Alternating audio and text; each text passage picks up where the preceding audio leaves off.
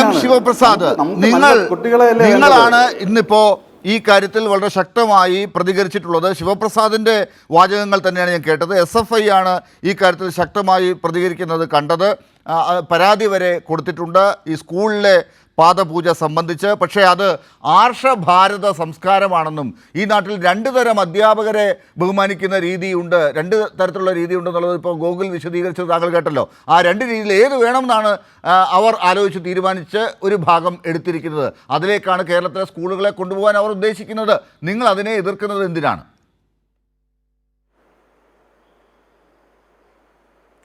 രണ്ട് തരമല്ല, ഗോകുല് പറഞ്ഞതിനോട് കൂട്ടിച്ചേർത്ത് പറഞ്ഞാൽ 3 തരം രീതിയുണ്ട്. ഒരു ഉദാഹരണം പറഞ്ഞാൽ MM കലബുർഗി പ്രധാനപ്പെട്ട ഒരു അധ്യാപകനായിരുന്നു. അദ്ദേഹത്തെ കൊന്നുകളഞ്ഞതാണ്. എന്തിനാണെന്നറിയോ? RSSനെതിരായി വർത്തമാനം പറഞ്ഞതിന്. ഈ രാജ്യത്ത് ഇവർ പറയുന്ന ഈ സംസ്കൃതിക്കെതിരായി വർത്തമാനം പറഞ്ഞതിന് കൊന്നുകളഞ്ഞതാണ്. അങ്ങനെ എത്ര ഉദാഹരണങ്ങൾ ഈ വർത്തമാനകാല ഇന്ത്യയിൽ നമുക്ക് രേഖപ്പെടുത്താൻ കഴിയും. ഈ രാജ്യത്ത് RSS ഉയർത്തുന്ന അജണ്ടയ്ക്കെതിരായി വർത്തമാനം പറഞ്ഞ എത്ര മനുഷ്യർ ഇവർ കൊന്നുകളഞ്ഞു. അങ്ങനെ കൊന്നുകളഞ്ഞ മനുഷ്യരാണ് ഏത് മനുഷ്യരെ? RSSൻ്റെ ആശയങ്ങൾക്കെതിരായി, രാഷ്ട്രീയ പ്രത്യയശാസ്ത്രത്തിനെതിരായി വർത്തമാനം പറഞ്ഞ മനുഷ്യരെ കൊന്നുകളഞ്ഞ RSS ആണ് ഇവിടെ വന്നിരുന്ന് മനോഹരമായി വർത്തമാനം പറയുന്നത് കേൾക്കുമ്പോൾ എനിക്ക് പരമപുച്ഛമാണ് അവരോട് തോന്നുന്നത് രേഖപ്പെടുത്താൻ ഞാൻ ആഗ്രഹിക്കുന്നത്. നിങ്ങൾ നോക്കൂ, ഈ കേരളത്തിലെ ഉന്നത വിദ്യാഭ്യാസ മേഖല എങ്ങനെയാണ് ഇവർ അട്ടപിടിക്കാൻ ശ്രമിക്കുന്നത് നാം കണ്ടുകൊണ്ടിരിക്കുകയാണ്. ആ മേഖലയിലെ വലിയ കടന്നാക്രമണം കേരളത്തിലെ RSSും ഗവർണറെ ഉപയോഗപ്പെടുത്തി നടത്തിക്കൊണ്ടിരിക്കുന്ന അതേ വേളയിലാണ് കേരളത്തിലെ പൊതുവിദ്യാഭ്യാസത്തെ, കേരളത്തിലെ സ്കൂൾ വിദ്യാഭ്യാസത്തെ എങ്ങനെ കൈപ്പിടിയിലാക്കാം എന്ന് പരിശ്രമം നടത്തുന്നത്. ഇത് കൃത്യമായ RSSൻ്റെ രാജ്യം കേന്ദ്രീകരിച്ച് നടത്തുന്ന അജണ്ടയുടെ ഭാഗമാണ് എന്ന് നാം തിരിച്ചറിയേണ്ടതായിട്ടുണ്ട്. ഇത് കേവലം RSSൻ്റെ സ്കൂളുകളിൽ അവരൊരു ദിവസം പ്രമാണിച്ച് നടത്തിയ ഒരു പരിപാടി എന്ന് മാത്രം നമുക്കിതിനെ ചുരുക്കി കാണാൻ വേണ്ടി കഴിയില്ല. നാം ഇതിനെ കാണേണ്ടത് രാജ്യത്തെ ഏറ്റവും പ്രധാനപ്പെട്ട മതനിരപേക്ഷയുടെ കേന്ദ്രമായ കേരളത്തെ എങ്ങനെ വർഗീയവൽക്കരിക്കാം എന്ന് RSS നടത്തിക്കൊണ്ടിരിക്കുന്ന ഗവേഷണത്തിൻ്റെ ഭാഗമാണ് ഇത്തരം ഇടപെടലുകൾ എന്ന് നാം കൃത്യമായി മനസ്സിലാക്കേണ്ടതായിട്ടുണ്ട്. നിങ്ങൾ ഈ രാജ്യത്തെ RSS വളർന്നു പന്തലിച്ച പല പ്രദേശങ്ങളും നോക്കിയാൽ ആ വളർന്നു പന്തലിച്ചതിന് പിന്നിൽ വർഗീയ കലാപങ്ങളുടെ ചരിത്രം നമുക്ക് കാണാൻ വേണ്ടി കഴിയും. വർഗീയ കലാപങ്ങളിലൂടെ പല പ്രദേശങ്ങളിലും പരന്നു പന്തലിച്ച സംഘടനയാണ് RSS എന്ന് ഈ രാജ്യത്തിൻ്റെ ചരിത്രത്തിലേക്ക് നോക്കിയാൽ നമുക്ക് നിസ്സംശയം പറയാൻ കഴിയും. ഗുജറാത്ത് കലാപം നാം മറന്നുപോയിട്ടില്ല. ഉത്തർപ്രദേശിൽ ഭരണം പിടിക്കാൻ ഈ RSSും BJPയും ചേർന്ന് നടത്തിയ കലാപങ്ങൾ നാം മറന്നുപോയിട്ടില്ല. ഇങ്ങനെ വർഗീയ കലാപങ്ങളിലൂടെ രാജ്യത്തെ വിവിധ ഭാഗങ്ങളിൽ അധികാരം പിടിച്ചിട്ടുള്ള RSSന് കേരളത്തിലേക്ക് വരുമ്പോൾ വർഗീയ കലാപത്തിനൊരു സ്കോപ്പും കേരളത്തിൽ കാണാൻ കഴിയുന്നില്ല. കാരണം കേരളത്തിലെ മനുഷ്യരുടെ മതനിരപേക്ഷയുടെ ശക്തി അത്രമാത്രമായതുകൊണ്ടാണ്. അങ്ങനെ വർഗീയ കലാപം ഉണ്ടാക്കി, ഏതെങ്കിലും തരത്തിൽ മതവിദ്വേഷം ഉണ്ടാക്കി, മതങ്ങളെ തമ്മിൽ അടുപ്പിച്ച് കേരളത്തിനകത്ത് അധികാരം പിടിക്കാം എന്ന രാഷ്ട്രീയ പദ്ധതി മറ്റ് സംസ്ഥാനങ്ങൾ എന്ന പോലെ കേരളത്തിൽ പ്രായോഗികമാവില്ല എന്ന് തിരിച്ചറിഞ്ഞു RSSന്. കാരണം അങ്ങനെ വർഗീയ കലാപം ഉണ്ടാക്കാൻ കേരളത്തിൻ്റെ ഏതെങ്കിലും ഒരു ഗ്രാമപ്രദേശത്തേക്ക് RSS വന്നാൽ അവിടെ ഈ RSSനെ കൈകാര്യം ചെയ്യാൻ കേരളത്തിൽ കമ്മ്യൂണിസ്റ്റുകാരും മതനിരപേക്ഷവാദികളും ഉണ്ട് എന്ന് RSS നല്ല ബോധ്യമുണ്ട്. അപ്പോൾ എന്താണ് വേണ്ടത്? RSSൻ്റെ ഈ വർഗീയ രാഷ്ട്രീയത്തിന് ഒരു തലം കേരളത്തിൽ രൂപപ്പെടുത്തേണ്ടതായിട്ടുണ്ട്. RSS ഈ രാജ്യത്തെ മറ്റ് സംസ്ഥാനങ്ങളിൽ പയറ്റിക്കൊണ്ടിരിക്കുന്ന ഈ വർഗീയ രാഷ്ട്രീയത്തിന് ഒരു തലം കേരളത്തിൽ രൂപപ്പെടുത്തണമെങ്കിൽ ആ തലം താഴെ കൊച്ചു കുട്ടികളിൽ നിന്ന് ആരംഭിക്കേണ്ടതായിട്ടുണ്ട്.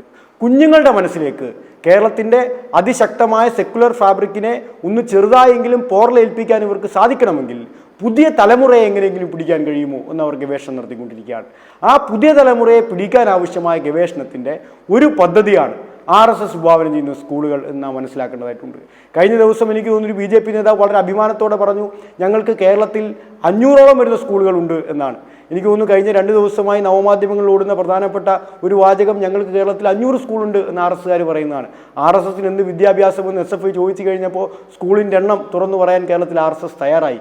RSSൻ്റെ സ്കൂളിൻ്റെ എണ്ണം പറഞ്ഞതിന് ഏതായാലും ഞങ്ങൾ സന്തോഷം രേഖപ്പെടുത്തുന്നു. പക്ഷേ അങ്ങനെ RSS നടത്തുന്ന സ്കൂളുകളിൽ എന്താണ് നടക്കുന്നത് എന്നതിൻ്റെ നേർചിത്രം RSS സ്കൂളുകളുടെ എണ്ണം പ്രഖ്യാപിച്ചതിൻ്റെ പിറ്റേ ദിവസം കേരളത്തിന് മുന്നിൽ അനാവരണം ചെയ്യപ്പെടുന്ന കാഴ്ച നാം കാണുകയാണ്. ഞങ്ങൾ ഇന്ന് പുറത്തുവിട്ടു. BJPയുടെ ഒരൊറ്റ നേതാവ് ഉത്തരം പറഞ്ഞിട്ടില്ലല്ലോ.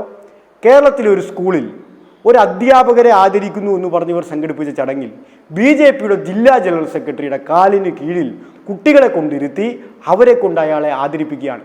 അയാൾ ഇന്ന് മീഡിയയ്ക്ക് കൊടുത്തൊരു ബൈറ്റ് ഞാൻ കണ്ടു. ഞാനൊരു ബഹുമാന്യനായ വ്യക്തി ആയതുകൊണ്ടാണ് എന്നെ കുട്ടികൾ ആദരിച്ചു എന്ന് സ്വയം പൊങ്ങിയ പോലെ അദ്ദേഹം ഒരു ചാനലിനകത്ത് ബൈറ്റ് കൊടുക്കുന്നത് ഞാൻ കണ്ടു.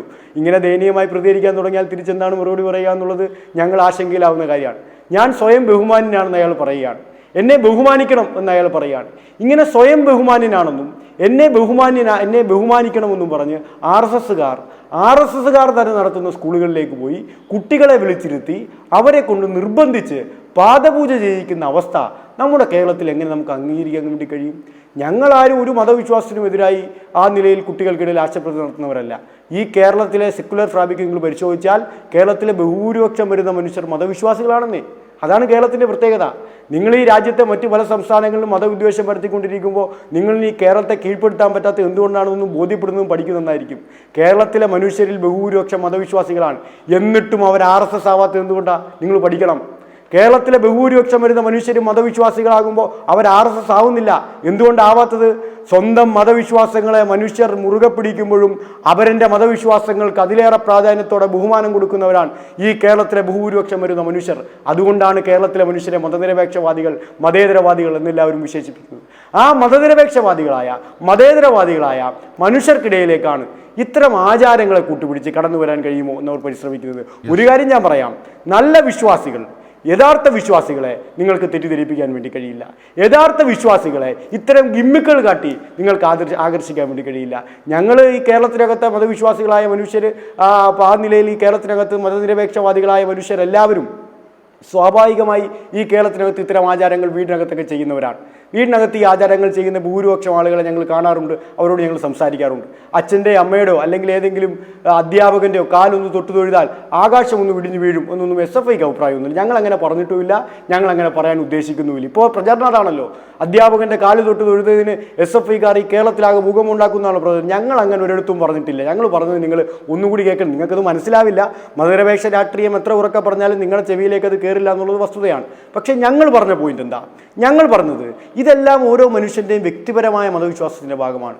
സ്കൂൾ എന്ന് പറയുന്നത് ഒരു മതനിരപേക്ഷയുടെ കേന്ദ്രമായിരിക്കണം.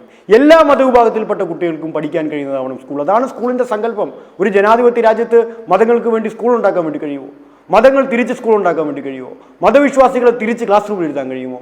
അങ്ങനെ പലവിധ മതവിശ്വാസങ്ങളിൽ പഠിക്കുന്ന കുട്ടികൾ നമ്മുടെ വിവിധങ്ങളായ സ്കൂളുകളിൽ പഠിക്കുമ്പോൾ അവിടെ ഏതെങ്കിലും ഒരു ആചാരത്തിൻ്റെ ഭാഗമായി ഏതെങ്കിലും ഒരു ആചാരം അടിച്ചേൽപ്പിക്കാൻ ശ്രമിച്ചാൽ അതിനെ നമുക്ക് കൈയും കെട്ടി അംഗീകരിക്കാൻ വേണ്ടി കഴിയില്ല. വിദ്യാർത്ഥികൾ അവരുടെ സ്വന്തം ഇഷ്ടപ്രകാരം ആരുടെയെങ്കിലും കാല് തൊട്ട് തൊഴുതാൽ അവർ ബഹുമാന സൂചകമായി പ്രകടിപ്പിച്ചാൽ അതിന് ഞങ്ങൾക്ക് പരാതിയില്ല സാർ. ഞങ്ങളുടെ പരാതി നിങ്ങൾക്ക് നിയന്ത്രണമുള്ള സ്കൂളുകളിൽ നിങ്ങൾ നിർബന്ധിതമായി കുട്ടികളെ കൊണ്ട് ഇത് ചെയ്യിപ്പിക്കുന്നു എന്നുള്ളതാണ്.